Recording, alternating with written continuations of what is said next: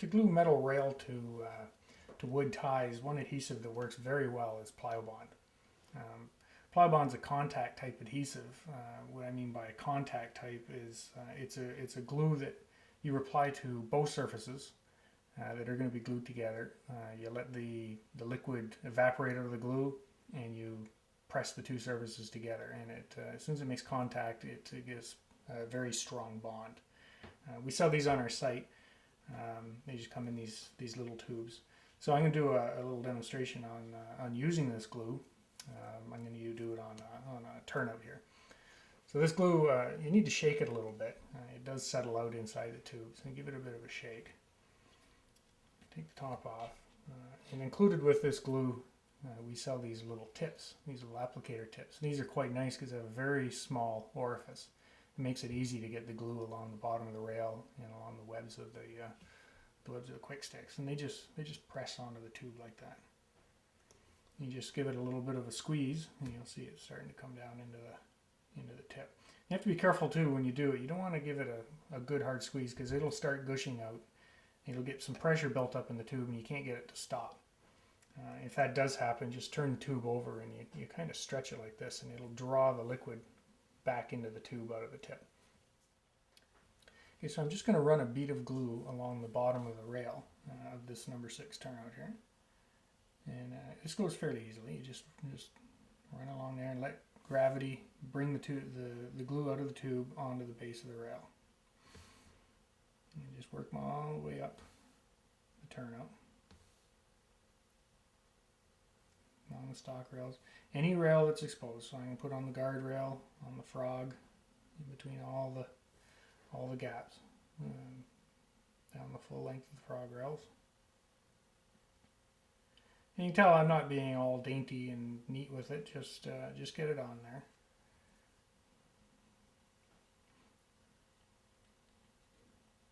Make sure you get it on everything.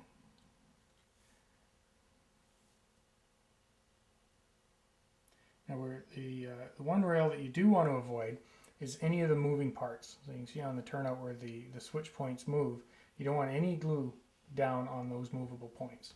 So make sure you avoid that. And just run a bead down the stock rail. And here. There. And you can see I got a little bit of glue inside there. I'm not going to worry about that. When this dries up, that'll break right off. So at this point, I take the turnout and I'm going to let this dry. Set this aside for, it takes about 2 minutes for the glue or the liquid to evaporate out of the glue. So while that's drying, I'm going to do the same thing onto the QuickSticks. I'm going to run a bead of glue all the way down this web. Wherever you see a web between the ties, that's where you want to apply some glue. Same thing, I'm just lightly squeezing the tube to get the glue flowing. Just run it down all these webs. Like that. And I wouldn't worry too much if it looks a little unsightly, because as this glue dries, the liquid evaporates out of it and leaves a very small film that's pretty hard to see, especially after you get the turnout painted and weathered in place. I'm just running the bead along here. Everywhere there's a web. And finally up here.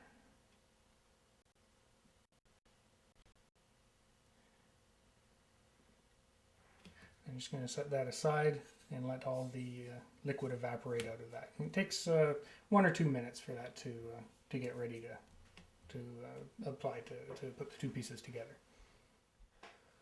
Okay, that's sat for a couple of minutes and it's pretty well dry now. I can just tell by touching it that there's no liquid left in the glue, but it's still sticky, sticky to the touch, and that's exactly what we want. That's ready to join the two pieces together.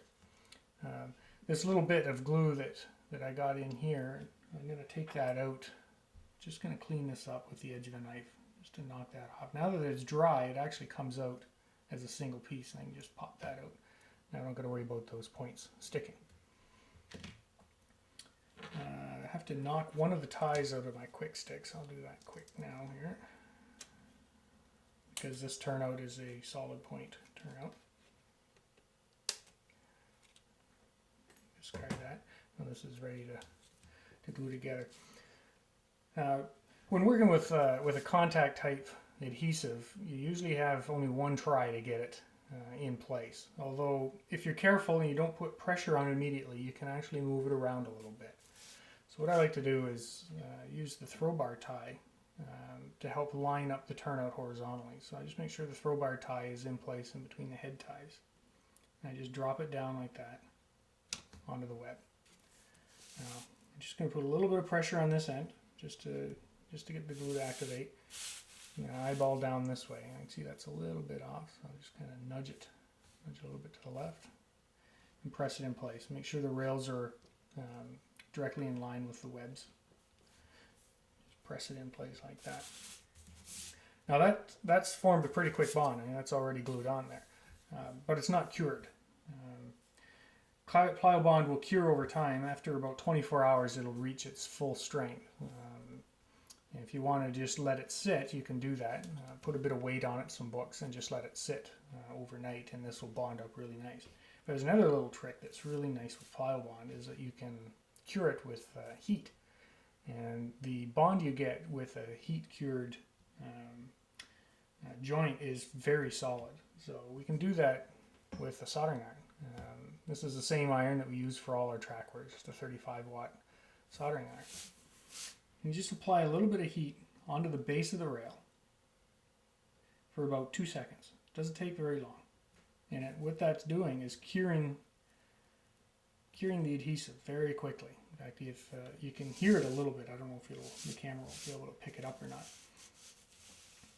I'm just going to apply it just like that, just on the base of the rail, 2 or 3 seconds. 2 or 3 seconds. You see it's bubbling a little bit. That's exactly what the effect that you want. Once that cools down, that glue is cured. And I like to make sure I get a really good bond along here where we remove some of the base of the rail where the switch points are, because there's only half the base there, so you want to make sure you get a good solid bond. And again, you can see that bubbling up a little bit. 2-3 seconds and it's done. So I do that. I work my way up the turnout every 5 or 6 ties, couple of seconds. And what that's doing, that's anchoring the finished turnout onto the ties really nicely, creating a very solid bond. And you could do this on each tie if you wanted. It'd take a little bit longer, but when you're done, you're going to have a completely cured glue joints all the way down. And I like to get it at the end here. And then I'm going to do the same thing on the other side. Make sure you do at least 1 or 2 cured glue joints on every piece of rail in the turnout. So I'm just grabbing the frog rails here. And I'll grab this outer stock rail. You could do this after the fact too. If a glue bond joint has happened to come loose, you can go back and revulcanize it with heat.